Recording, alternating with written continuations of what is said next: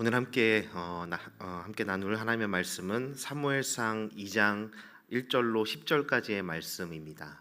사무엘상 2장 1절로 10절까지의 말씀 저희 여러분이 한 절씩 교독하시고 마지막 10절 말씀은 함께 합독하도록 하겠습니다. 하나님의 말씀입니다.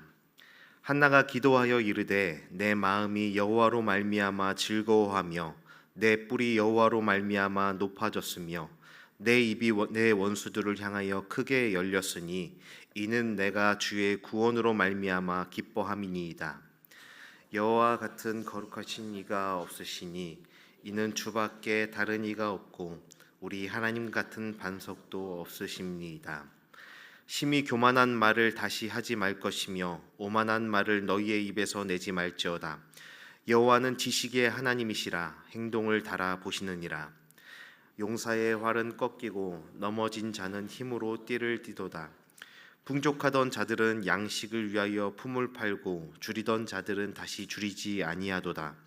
전에 임신하지 못하던 자는 7을 낳았고 많은 자녀를 둔 자는 쇠약하도다.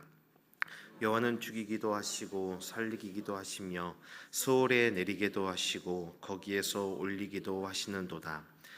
여호와는 가난하게도 하시고 부하게도 하시며 낮추기도 하시고 높이기도 하시는도다. 가난한 자를 진토에서 일으키시며 빈궁한 자를 거름더미에서 올리사 귀족들과 함께 앉게 하시며 영광의 자리를 차지하게 하시는도다. 땅의 기둥들은 여호와의 것이라 여호와께서 세계를 그것들 위에 세우셨도다. 그가 그의 거룩한 자들의 발을 지키실 것이요 악인들을 흑암 중에서 잠잠하게 하시리니 힘으로는 이길 사람이 없음이로다. 여호와를 대적하는 자는 산산이 깨어질 것이라 하늘에서 우레로 그들을 치시리로다. 여호와께서 땅 끝까지 심판을 내리시고 자기 왕에게 힘을 주시며 자기의 기름 부음을 받은 자의 뿔을 높이시리로다 하니라. 아멘. 무더운 날 또 귀한 예배 자리에 오시느라 많이 고생하셨습니다.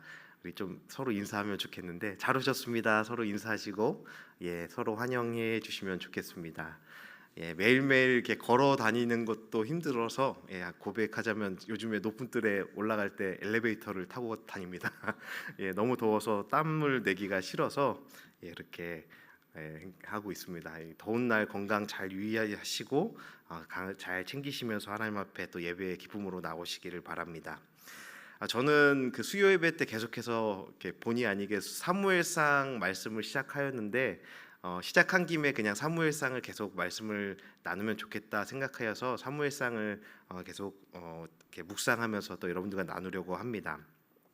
이 사무엘상이라는 사무엘상하라는 이 책은 하나님께서 왕을 주시는 책입니다. 이 사사기는 왕이 없어서 각기 자기의 소견대로 행하는 혼란의 시기였다면 그 혼란기가 이 룻기라는 열쇠를 통해서 새로운 구세주 예수 그리스도를 이 땅에 보내주시는 예표를 이 룻기라는 열쇠를 통해서 우리 가운데 말씀을 하십니다. 그리고 이 사무엘 상하를 통해서는 하나님이 주시는 진정한 왕정 정치의 시작을 알리는 말씀입니다. 하나님께서 세우시고 인도하시는 왕을 통하여 하나님을 바로 믿을 수 있도록 하나님을 보여주는 왕의 시대의 시작을 알리는 책이 바로 사무엘 상하인 것이죠. 이 왕의 시작을 알리는 1장 말씀을 제가 몇 달 전에 여러분들과 함께 나누었습니다. 이 한나의 상황을 다시 기억하고 오늘 이 한나의 노래가 1장부터의 내용들을 기반하고 있기 때문에 그 1장의 내용들을 다시 한번 나누려고 합니다. 이 한나의 남편 엘가나를 소개하는 이 1장의 그 수식어가 참 화려합니다. 고종 할아버지 이렇게 그 엘가나라는 사람의 남편의 그 가문 대대의 계보가 기록되어 있는데 그 가문이 소개될 정도로 엘가나는 대단한 사람으로 소개가 되는데 정작 아들이 없다라는 그의 처지를 말하고 있죠. 화려한 세상 속에서 많은 것들을 가진 사람이다 하여도 아들이 없는 비참한 그 인생의 그 실체가 바로 하나님 없는 시대에 하나님의 없는 사람들의 그 비참함을 나타내고 있는 겁니다. 대단해 보이지만 그들에게는 미래가 없고 가능성이 없는 그 엘가나의 삶의 처지, 그가 바로 하나님 없는 이스라엘의 처지와 같은 것이라 말씀드렸습니다. 영적 불임의 처지에 놓인 이스라엘의 모습이 이 엘가나와 한나의 가정을 통해 보여지는 것이고, 한나가 지금 느끼고 아들이 없음으로 인해서 겪는 그 모든 수모와 아픔들, 그 고통들이 바로 하나님 없는 이스라엘과 인류의 처지라는 것을 1장이 말하고 있는 것이죠. 한나는 임신을 하지 못해서 극심한 괴로움을 겪어야 했고, 큰 분노와 원통함으로 인해 격분됨을 느꼈다라고 나누었습니다. 한나의 그 엘가나에게 두 아내가 있었는데 다른 아내가 이 한나를 조롱하는 것이죠. 마치 가나안 땅의 원주민들이 이스라엘 백성들을 향하여 너희 하나님이 어디 있냐라고 조롱하듯이 너는 아들이 없다라고 조롱하여서 한나라는 이 여자가 격분할 정도로, 천둥을 치듯이 격한 분노를 발할 정도로 그를 괴롭게 하였다라는 것이죠. 그의 마음에, 한나의 마음에 극심한 분노와 슬픔이 가득했다라는 거예요. 그런데 하나님께서 한나에게 임신을 하게 해주셔서 사무엘을 출생하였습니다. 하지만 한나가 자녀를 달라고 기도하며 하나님께 서원했던 그대로 사무엘이 젖을 뗄 나이가 되었을 때 한나는 사무엘을 성전에 데려다 주었고, 성전에서 평생토록 사무엘이 지내도록 하면서 그 사무엘을 놓고 뒤돌아서 내려오는 그 상황 가운데 부르는 노래가 바로 오늘 이 2장의 노래인 것이죠. 아들 사무엘을, 그토록 소중한 아들 사무엘을 성전에 두고 그 엘리 제사장의 손에 맡겨 놓고 뒤를 돌아서 돌아오면서 이 노래를 하고 있다라는 겁니다. 그런데 여러분, 조금 이상하지 않습니까? 너무나 사랑하는 아들, 제가 말씀을 전하면서 이 한나의 심정을 여러분과 공감하기 위해서 그렇게 설교를 길게 할애하여서 한나의 심정에 대해서 나누기까지 했는데, 여러분, 한나의 심정이 어떤 마음이었겠습니까? 어떤 상태이고 어떤 감정이어야 자연스러운 사람의 상태라고 말할 수 있을까요? 이 사무엘 상하라는 책이 단순히 이 한나, 한 여인, 한 가정의 이야기만은 아닙니다. 이스라엘의 역사이고 진정한 왕이신 예수의 오심을 예표하기 위한 그렇게 주어진 책이기 때문에 이 한나의 노래 또한 한나라는 이 한 여인의 노래라고 말하기에는 너무나 비범하고 많은 내용들이 포함되어 있습니다. 이 사무엘 상하가 한나의 노래로 시작해서 다윗의 노래로 끝나는 것, 그리고 신약에 가서 마리아의 찬가로까지 이어지는 이 노래이기 때문에 이스라엘 역사를 포괄하고 하나님의 성품과 일하심에 대해서 노래하는 책입니다. 하지만 이 한나가 지금 이 노래를 하고 있기 때문에 한나의 감정과 모습에 집중해서 한번 이 노래를 살펴보고자 하는 겁니다. 사실 이 한나라는 사람만으로 집중해서 이 내용들을 해석하기에는 조금 그 좁은 시각인데, 제가 이 말씀을 묵상하면서 제가 이 묵상 노트에 기록하다 보니까 제가 개인적으로 너무 한나라는 사람에게 감정이입이 되어 버렸습니다. 그래서 여러분, 조금 죄송하지만 제가 묵상했던 제 개인적인 내용들이 조금 포함이 되어 있는 것에 대해서 양해를 구하고 좀 이해해 주시면 좋겠습니다. 한나의 심정, 이 한나의 모습, 한나의 행동들을 하나하나 묵상하면서 제 삶의 모습과 또 제가 결정해왔던 선택들, 그리고 저의 감정에 대입하면서 이 말씀을 읽어 내려갔습니다. 그래서 이 한나의 이 노래와 기도가 저는 그렇게 쉽게 넘겨지지가 않았습니다. 이스라엘 역사라는 대범하고 비범한 노래와 하나님을 향한 찬양이 담겨 있지만, 한나라는 이 한 여인에 집중하여서 이 노래를 불러보기 시작했을 때 이 가사 하나하나가 정말 쉽지 않았겠다라는 생각이 들었습니다. 사랑하는 아들 사무엘을 하나님의 전에 두고 돌아서는 어머니의 모습, 여러분 그것을 상상해 보시면 좋겠어요. 당연히 슬픔과 아쉬움, 안타까움과 절절한 엄마의 사랑과 미안함이 자연스러운 감정 아니겠습니까? 하지만 한나의 노래는 온통 기쁨과 감사, 그리고 승리와 확신과 희망으로 가득 차 있습니다. 그 아들을 두고 돌아서는 엄마의 아쉬움이 묻어있지 않은 것 같습니다. 그리고 이 본문을, 이 노래를 묵상하면서 제 눈에 한 단어가 들어왔는데, 구원이라는 단어가 마음에 와서 부딪혔습니다. 한나는 아들을 놓고 돌아서며 자신이 구원을 경험했다라고 노래하고 있지요. 한나가 노래하는 구원이란 도대체 무엇일까라는 질문에 제 마음이 남아 있고 이 말씀 앞에서 잠시 머물러서 묵상을 하게 되었습니다. 그녀의 입술에는 아픈 이별과 아련함, 안타까움이 머물러 있어야 했는데 오히려 기쁨과 환희, 확신과 감사가 선포되며 그것이 하나님께서 행한 구원 때문이다라고 노래하고 있는 겁니다. 여러분, 한나는 무엇 때문에 이런 노래를 고백할 수 있었을까요? 한나가 말하고 그가 경험했던 구원은 도대체 무엇이었겠습니까?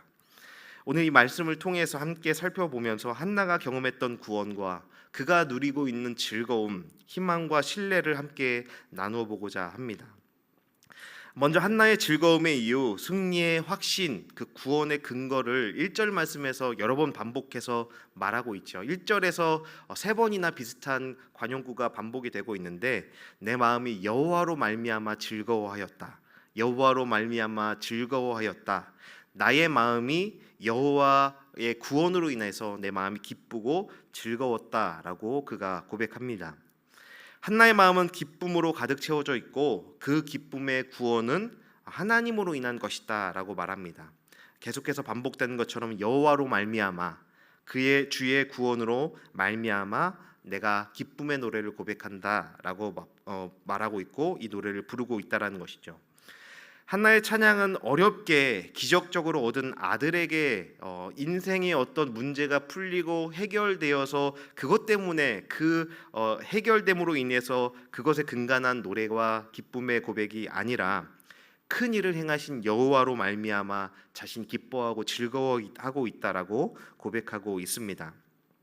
한나가 느끼는 이 감정과 기쁨은 한나의 개인적인 것이기도 하지만 동시에 하나님 없는 절망의 시대 가운데 하나님으로 인하여 임하게 될 이스라엘 공동체가 누리게 될 이스라엘의 공동체의 기쁨이기도 한 것이죠.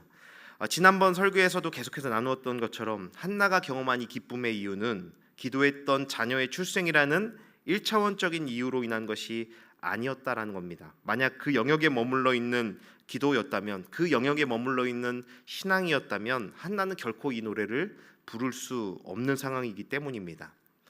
자신의 상황을 넘어 여호와로 인한 즐거움과 승리의 확신을 발견했기에 한나는 노래할 수 있었고 아들을 두고 돌아서면서도 하나님을 향한 신뢰와 소망을 가질 수 있었다라는 것이죠.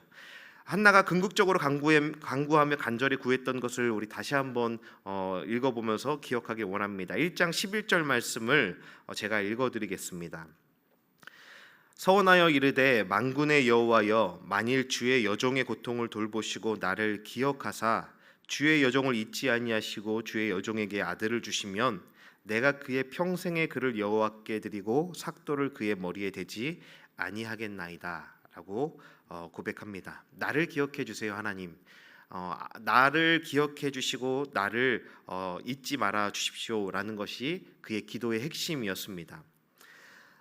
아들을 주세요가 아니죠. 내 요구를 들어주세요. 내가 바라는 소원을 이루어 주세요가 아닙니다. 한나는 더 근본적인 기도의 간구인 하나님의 존재를 구하고 있다라고 나누었습니다. 하나님 나를 기억해 주시고 나를 봐 주십시오라고 기도하고 있는 겁니다. 그리고 그 증거로 아들을 구했던 것입니다. 물론 한나에게 아들은 너무나 필요한 존재였지만 그 아들이란 존재가 다가 아니었다라는 겁니다. 아들이 한나가 원하는 전부였다면 그 아들을 다시 하나님께 드린다라는 것은 너무 어려웠을 것이고 그 아들을 드림으로 인해서 이 노래를 하고 있다라는 것은 말이 안 되는 것이기 때문입니다. 한나는 더 깊은 갈망과 추구였던 하나님의 존재를 구했기 때문에 하나님의 존재에 대한 응답을 받았기 때문에 아들을 하나님께 드리겠다라는 소원을 이행하며 이 노래를 할 수 있었습니다. 그리고 한나는 제사장 엘리의 말을 통해 아들의 출생을 통해 자신이 소망하며 기도하던 응답을 받게 되죠. 우리 사무엘상 1장 17절 19절을 다시 한번 읽어보겠습니다. 엘리가 대답하여 이르되 평안히 가라. 이스라엘의 하나님이 내가 기도하여 구한 것을 허락하시기를 원하노라 하니 1장 19절입니다. 그들이 아침에 일찍 일어나 여호와 앞에 경배하고 돌아가 라마의 자기 집에 이르니라. 엘가나가 그의 아내 한나와 동침함에 여호와께서 그를 생각하신지라. 한나는 너무나 고통스럽고 소망 없는 힘겨운 시간을 보내야 했습니다. 하지만 그 고통의 끝자리에서 발견한 하나님의 성품은 한나에게 구원의 감격이었습니다. 한나는 자신의 상황을 통해 하나님의 섭리와 하나님 그분을 발견하고 만날 수 있었죠. 기도의 제목이 응답되었다라는 기복적인 신앙의 태도가 아니라 더 근본적이고 분명한 여호와 하나님이라는 하나님께서 나의 인생을 돌아보고 계시고 나의 인생을 붙들고 계신다라는 여호와라는 존재를 얻게 되었습니다. 그의 기쁨과 감사는 이 세상의 어떠함에 속한 것이 아닌 바로 여호와로 말미암는 기쁨과 감격이었다라는 겁니다. 여러분, 한나는 이 과정들을 통해서 하나님의 어떠한 성품을 발견하게 되었을까요? 한나는 세상의 이치와 논리 속에 순응하시며 적당히 맞춰가시는 하나님이 아니라 하나님 자신을 의지하며 엎드리는 가련한 영혼들, 자신과 같은 하나님의 백성들과 자녀들을 위해 역사를 뒤엎어 주시는 하나님의 존재를 생생하게 경험한 것입니다. 자신처럼 상처받고 연약한 가련한 자들을 위해 역사를 뒤엎으시고 구원의 기쁨과 감격을 누리게 하시는 하나님의 크심 앞에 그가 나아갔던 것이죠. 세상의 높고 큰 자들이 복을 누리고 떵떵거리며 살아가는 삶이 전부가 아니라, 그것이 인생의 끝이 아니라 가난하고 작은 자, 약하고 눈물의 삶을 살아가는 하나님의 백성들을 위해 세상의 이치와 역사를 역전시키는 하나님을 경험하고 발견하였던 것입니다. 여러분, 이 사실을 믿으시나요? 하나님을 바라고 또 가련하고 연약한 자들을 위해 역사를 역전시키시는, 우리의 삶에 뛰어들어오시는 하나님의 섭리와 일하심을 경험해 본 적 있으신가요? 우리의 삶의 역사로 뛰어들어오시는 그 하나님의 경험들, 저는 이 말씀을 묵상하면서 제가 또 이렇게 한 번도 나누지 않았던 이야기들, 제가 경험했던 것들이 떠올랐습니다. 제가 지금까지 20대 때 경험들을 한 번도 설교하면서 너무나 좋은 예화인데 한 번도 나눌 수가 없었습니다. 왜냐하면 너무나 드라마틱한 이야기 때문에 너무 거짓말 같은 이야기이고, 전하다 보면 제가 자꾸 이렇게 제 감정에 조미료를 더하게 될 것 같아서 차라리 하지 말자라고 해서 지금까지 함구하고 있었던 이야기가 있습니다. 그래서 그 이야기를 나눌 때 제가 오늘은 극적인 수식어 없이 그냥 제가 경험했던 이야기들을 잠시 나누려고 합니다. 제가 2008년에 선교단체에서 훈련을 받고 남미의 콜롬비아라는 나라로 3개월 정도 단기 선교를 갔던 적이 있습니다. 그때 겪었던 일이었는데, 저는 그때까지 모태신앙으로 나고 자라면서 두 분 다 목회자, 부모님께서 목회자셨기 때문에 너무나 모범적인 목회자의 자녀로 성장했습니다. 교회에서 성경 퀴즈 대회를 하면은 항상 1등을 해야 했습니다. 제가 3등을 한번 한 적이 있는데 자존심이 구겨져서 그때 막 분노하고 화를 내고 시험지를 받아와가지고 자리에서 박박 찢었던 적도 있었을 정도로 그렇게 교회 안에서 온갖 일들을 다 도맡아서 하고 모범적인 목사님의 아들로 성장했습니다. 그런데 제가 만나왔던 하나님은 언제나 제 삶의 역사와는 동떨어져 있는, 언제나 저 빼고 주변에 있는 사람들만 변화시켜 주시는 하나님 같았습니다. 제가 만났던 하나님이 아니라 부모님께서 말씀하시는 아버지 어머니의 하나님이셨고, 돌아온 탕자와 같은 저희 누나, 저희 누나는 이제 세상적으로 이렇게 활발한 활동을 하셨던 분인데, 그 누나는 삶을 변화시켜 주셔서 귀한 찬양 사역자로 사용하시기까지 하시는데, 제 삶은 멈춰 있는 것 같은, 제 삶에는 하나님이 찾아오시지 않는 것 같은 그런 성장기를 보냈습니다. 그래서 제가 신학교를 가면서도 한켠에서는 확신이 없었습니다. 하나님을 내가 바르게 알고 있나? 내가 하나님을 전할 수 있을까라는 그런 고민들이 되기도 하였습니다. 그래서 언제나 마음 한켠에는 하나님을 향한 서운함이 있었던 것 같아요. 하나님께 그래서 내가 조금이라도 인정받으면 나를 좀 만나 주실까 해서 교회 일에 더욱더 힘쓰고 열중하게 되었습니다. 그렇게 해서 제가 그토록 바래왔던, 내가 하나님께 인정받으면 나를 좀 내가 기대하는 대로 드라마틱한 만남을 해주실까 해서 제가 서운함이 커져 갈수록 더욱더 신앙 행위들, 봉사에 열심을 내곤 했습니다. 그런데 그것이 너무나 저를 지치게 만들고 하나님이라는 존재에서 점점 더 멀어지는 저 자신을 발견하게 되었죠. 그렇게 어영부영 신앙생활을 했고 또 반강제로 신학교에 가서 신학을 공부하다가 어느 한순간 특별한 계기가 있었는데 이렇게 하면 안 되겠다라는 어떤 결심이 서게 되었습니다. 그래서 왜 그랬는지는 모르겠는데 그 당시에 제가 가지고 있던 안정감들을 한번 다 끊어내 보자라는 결심을 하였습니다. 무엇보다 부모님이라는 안정감을 떠나야 했고 교회와 또 제 그 보장되어 있는 것 같은 진로들 그리고 관계들 여러 가지 많은 안정감들을 모두 다 끊어내고 내가 하나님 앞에 홀로 서봐야겠다라는 결심을 하게 되었습니다. 지금 생각해 보면 그런 생각들도 하나님께서 인도해 주신 것이다라고 고백이 되는데 그래서 다니고 있던 신대원 봄 학기가 끝나자마자 교학처에 가서 휴학계가 아닌 자퇴서를 냈습니다. 자퇴서를 제출할 때 그 교학처 교수님들께서 그리고 이제 그 담당자들께서 왜 그러냐고. 왜냐하면 저희 아버지께서 그 당시 그 교단에서 그래도 조금 이름이 알려지셨던 분이시기 때문에 제가 그렇게 파격적인 행동을 하는 것에 대해서 여러 사람들이 뜯어 말리기도 하였습니다. 그리고 차마 아버지께는 말씀드릴 수 없어서 아버지께 자퇴했다는 말씀은 못 드리고 잠시 여행을 다녀오겠습니다 하고 짐을 싸고 선교 훈련을 받으러 떠났습니다. 그렇게 해서 콜롬비아에 가게 되었는데 그곳에서 이 드라마틱한 경험을 하게 되었습니다. 사진 몇 장을 제가 먼저 증거 사진입니다. 사진 몇 장을 한번 보여드리겠습니다.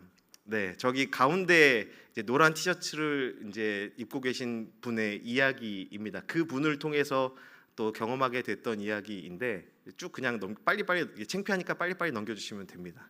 예, 그리고 다음 사진이시고 그 다음 날에 찍었던 사진입니다. 네, 이 아저씨는 호세 아저씨라는 분이에요. 그 당시에 선교를 하면서 아웃리치를 하면서 사역을 마치고 이제 오후 사역을 마치고 예정이 없던 갑자기 저녁 사역이 집회가 이렇게 요청이 왔습니다. 그래서 저녁에 택시를 타고 팀원들과 함께 이동하기 위해서 한적한 골목에 서 있다가 이제 자매들을 먼저 한 차로 먼저 보내서 택시를 태워서 차를 타고 갔고 형제들만 남아 있는데 택시가 잡히지가 않는 겁니다. 그동안 이제 관광객 같은 동양인들이 서 있으면 택시들이 줄지어 왔었는데 그날따라 택시가 잡히지 않아서 30분 넘게 길거리에 서 있었습니다.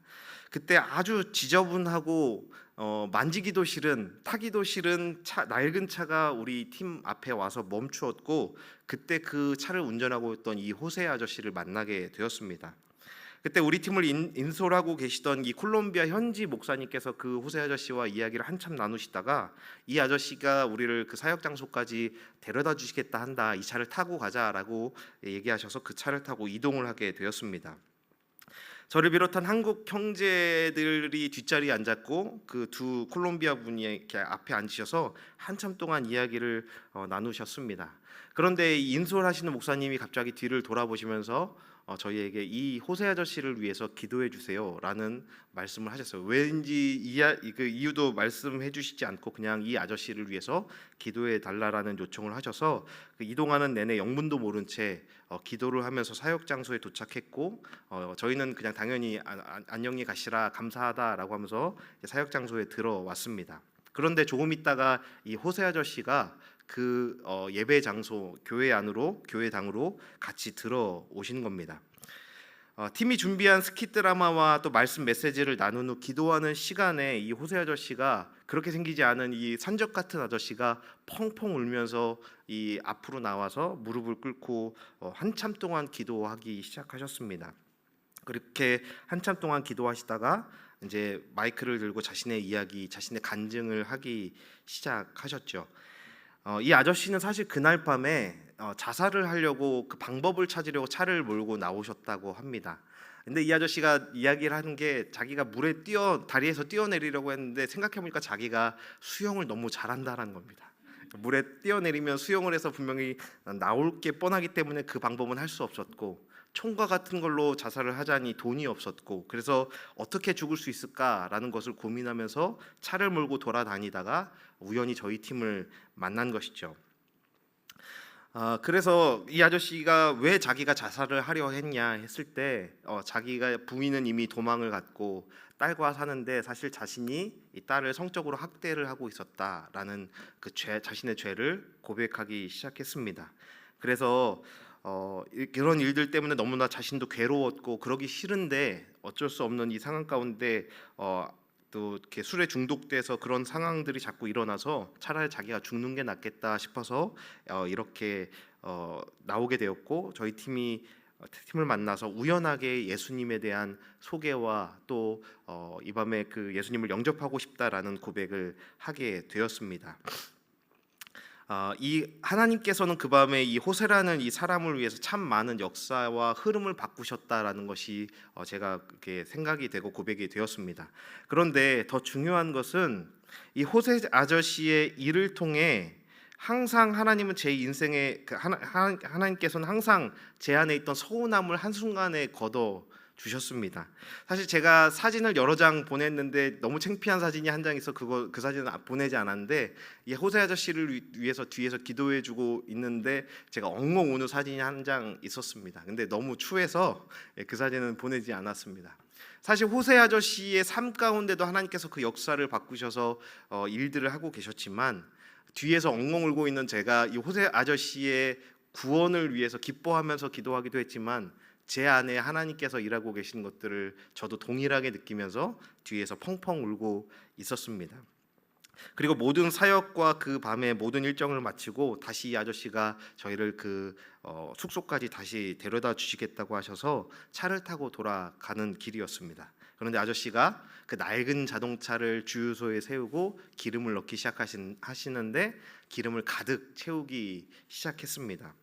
그때 그 뒷자리에서 그 모습을 멍하게 바라보고 있던 제게 하나님께서 말씀하시는 것 같았습니다. 이제 믿을 수 있겠느냐? 죽으려고 했던 사람이 기름을 가득 채우는 것을 보면서 저 사람 이제 저 아저씨가 살았구나라는 고백이 되면서 동시에 하나님, 이젠 저는 믿을 수 있습니다. 이 한 사람을 살리기 위해서 지구 반대편에서 우리 팀을 부르셔서 그렇게 훈련받게 하시고 이 한 사람을 살리기 위해서 이 일들을 행하셨던 하나님의 일하심을 저는 믿을 수 있습니다. 그리고 하나님, 제 안에 있었던 그 서운함과 아쉬움들이 이제는 남아있지 않습니다라는 고백들을 하게 되었던 것이죠. 한 사람을 살리기 위해, 한 사람의 그 약한 사람을 구원하시기 위해 지구 반대편에서 사람들을 부르셨고 그 일을 이루어 가시는 하나님의 존재를 부정할 수 없는 너무나 놀라운 밤을 보내며 하나님의 존재를 생생히 경험하고 하나님의 살아계심 또 하나님의 존재를 만나는 경험들을 하게 되었습니다. 그리고 단지 호세 아저씨만을 위한 것이 아닌 하나님을 멀리 만나고 막연한 가운데 만났던 나를 위해 그 일들을 행하셨던 것이 너무나 생생히 믿어지기 시작했습니다. 그리고 그 이후로는 한 번도 하나님의 존재를 의심하거나 부정할 수 없었습니다.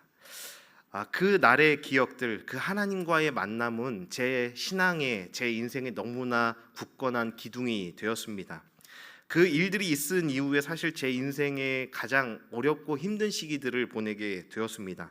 제가 떠났던 안정감들이 한순간에 무너지는 것들을 바라보게 되었습니다. 목회하시는 아버지의 부모님의 사역이 무너지게 되었고 제가 항상 뛰어놀았던 교회의 문을 닫게 되는 상황들을 겪으면서 내가 하나님의 존재와 하나님의 그 기둥을 내 안에 세우지 않았다면 나의 신앙과 나의 삶도 한순간에 같이 무너지게 되었을 거다라는 생각이 들었지만, 이 하나님에 대한 기억들이, 하나님의 살아계심에 대한 확신이 그 상황 가운데서도 저를 흔들리지 않게 하는 정말 굳건한 기둥이 되었다라는 것을 부정할 수가 없었습니다.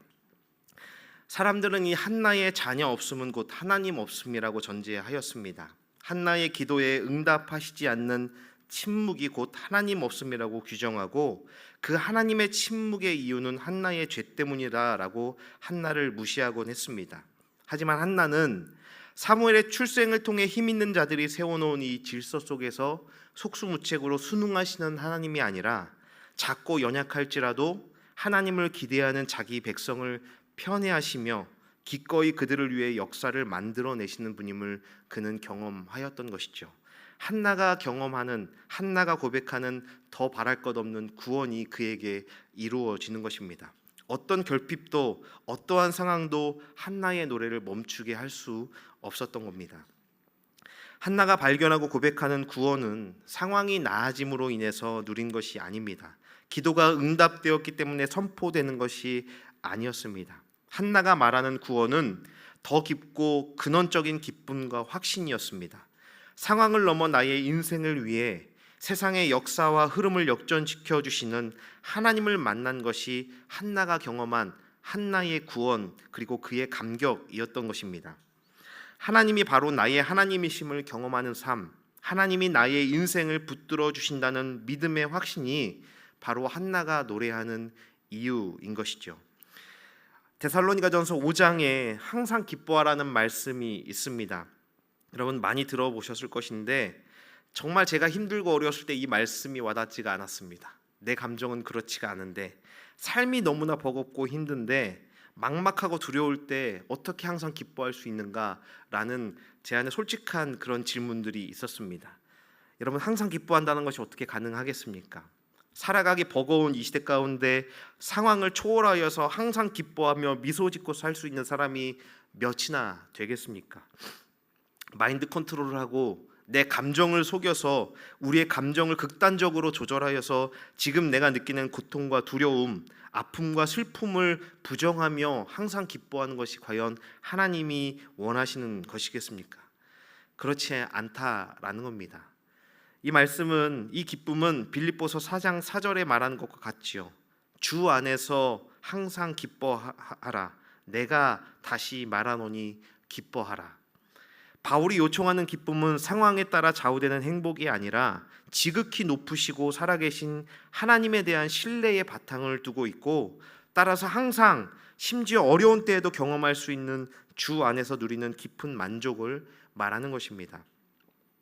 사랑하는 성도 여러분, 한나와 같이 상황에 머물러 있는 신앙생활과 기도를 멈추어야 합니다. 우리가 그런 상황 때문에 내 앞에 눈앞에 환경과 상황을 바라볼 때 우리에게 그렇게 찬양할 수 있는 힘이 많지가 않을 겁니다. 그런 기도와 그 찬양을 멈추고 하나님의 성품을 향한 더 깊은 갈망과 목마름으로 하나님 앞에 나아가시기를 바랍니다. 다른 것 다 잃어버리고 다른 것 다 없어진다 해도 하나님 한 분만은 잃지 않으시면 됩니다. 하나님이라는 그 구원의 기둥, 하나님이라는 그 구원의 감격만은 여러분께서 그 삶에 기억하신다면 어떠한 상황 속에서도 하나님을 찾아낼 수 있는 그 영적인 힘이 우리 가운데 주어질 것입니다. 하나님은 가련하고 연약한 가운데 하나님을 바라며 나아가는 그 작은 영혼들을 결코 외면하지 않으시는 분이기 때문입니다. 하나님을 만나고 경험할 때 바로 이 한나의 노래가 저와 여러분의 인생의 노래가 될 것입니다. 마지막으로 찬양 한 곡을 나누면서 우리 기도하길 원하는데 제가 정말 좋아하는 찬양 중에 오늘 함께 처음에 불렀던 주 이름 찬양이라는 곡이 있습니다. 이 찬양은 유명한 찬양 사역자인 매트 레드먼이라는 분이 작사 작곡한 곡입니다. 그런데 이 매트의 삶도 참 쉽지가 않았습니다. 어린 시절부터 계부의 학대를 받으면서 자랐던 사람이고 아내와 결혼해서 아내는 베스 레드먼이라는 분은 두 차례나 유산을 경험하면서 큰 우울증과 싸워야 했습니다. 그리고 그렇게 인생의 어려운 시간들을 보내고 이제 찬양 사역자로 인정받으며 세계적으로 많은 찬양 사역들을 감당하게 되었던 시기에 큰 비전을 품고 소위 잘 나가고 있던 매트 레드먼에게 어느 날 또한 다른 시련이 닥치게 됩니다. 의사로부터 무서운 얘기를 듣게 되는데 힘줄에 생기는 손목에 힘줄에 생기는 염증이었던 건염이 그의 손에 발생하게 되었고 이제 다시는 기타와 그 악기를 연주할 수 없게 될 수도 있다라는 무서운 소식을 듣게 되었습니다. 그래서 한참 동안 그 모든 찬양 사역들을 내려놓고 자신의 그 영적인 터널 안에 갇혀서 괴로움 가운데 머물렀던 시기에 이 찬양을 작곡했다라고 합니다. 자기가 경험했던 모든 사역을 내려놓아야만 했던, 자기가 삶을 통해서 경험했던 그 많은 시련들 속에서 그가 그런 그 중에도 하나님의 존재를 놓지 않고 고백하였던 주 이름 찬양이라는, 그래서 하나님을 찬양하는 것은 남들이 보기에 너무나 어리석고 답답해 보이는 일일지 모르지만 그 순간에 하나님을 찬양하는 것이 진정한 소망이며 비침을 노래하고 있는 그의 고백이 담긴, 그의 삶의 고백이 담긴 노래가 바로 이 주 이름 찬양이라는 곡입니다. 이 찬양의 가사를 몇 구절만 간단하게 읽어보겠습니다. 주 이름 찬양 받으소서, 당신의 풍성한 강물이 흐르는 비옥한 땅에서 주 이름 찬양 받으소서. 주 이름 찬양 받으소서. 내가 사막 같은 곳에 거할 때도, 비록 내가 황무지를 걸을지라도 주 이름 찬양 받으소서. 당신은 모든 축복을 부어 주십니다. 주님, 어둠이 나를 에워쌀 때에 내가 돌이켜 찬양하겠습니다. 그리고 내가 여전히 말하겠습니다. 주 이름 찬양 받으소서. 당신의 이름 찬양 받으소서. 주 이름 찬양 받으소서. 당신의 영광스러운 이름 찬양 받으소서. 주 이름 찬양 받으소서. 햇빛이 나를 비출 때에, 세상 모든 것이 온전히 제자리에 있을 때에 주 이름 찬양 받으소서. 주 이름 찬양 받으소서. 고통으로 새겨진 길에 서 있을 때에도, 비록 헌신하는 것이 고통스러울 때에도 주 이름 찬양 받으소서. 당신은 주기도 하시며 가져가기도 하십니다. 당신은 주기도 하시며 가져가기도 하십니다. 나의 마음이 이렇게 말하기로 결심하오니 주님, 당신의 이름이 찬양 받으소서. 아멘. 이 고백이 한나의 고백과 너무나 닮아 있습니다. 주 안에서 기뻐함의 예배, 여러분 그 예배를 잃어버리지 마십시오. 너희가 겪는 고난과 상처, 함께했던 존재가 사라지는 그 상황의 잠식당에 슬픔 속에 살아가는 성도가 아닌, 주 안에서 누리는 깊은 만족과 하나님 아버지의 성품을 향한 거침없는 신뢰를 가진 성도로 기쁨의 예배를 삶으로 살아내라고, 너희의 삶으로 살아내라고 권면하고 있는 것입니다. 사랑하는 여러분, 지금 여러분의 인생과 여러분의 삶이 혹여 사막 같은 시간들을 보내고 있지는 않으십니까? 황무지를 걷고 있는데 홀로 걷고 있는 것 같은 시간들을 보내고 있지는 않으십니까? 어둠에 둘러싸이고 고통으로 새겨진 그 길 위에 서 있을 때 여러분 그곳에서 고백하셔야 합니다. 주 이름 찬양 받으소서. 주님을 신뢰함으로 그 길 끝에 나아가는 사람만이 하나님의 뜻과 섭리를 발견하게 될 것입니다. 여호와로 인하여, 그의 구원으로 인하여 믿음으로 노래하며 기도하시기를 바랍니다. 내가 느끼는 만족과 내 눈에 보이는 삶의 결과로 찬양하는 것이 아닌, 주시기도 하시고 거두기도 하시고 낮추기도 하시고 높이기도 하시는 전능하신 하나님의 이름을 찬양하며 구원의 감격을 누리는 성도의 삶을 살아가시기를 바랍니다. 우리가 여전히 기뻐하며 노래할 수 있는 이유는 여호와로 인하여 가능한 것입니다. 오직 주님만이 우리의 반석이시며 나의 구원이시기 때문에 우리는 여전히 노래할 수 있습니다.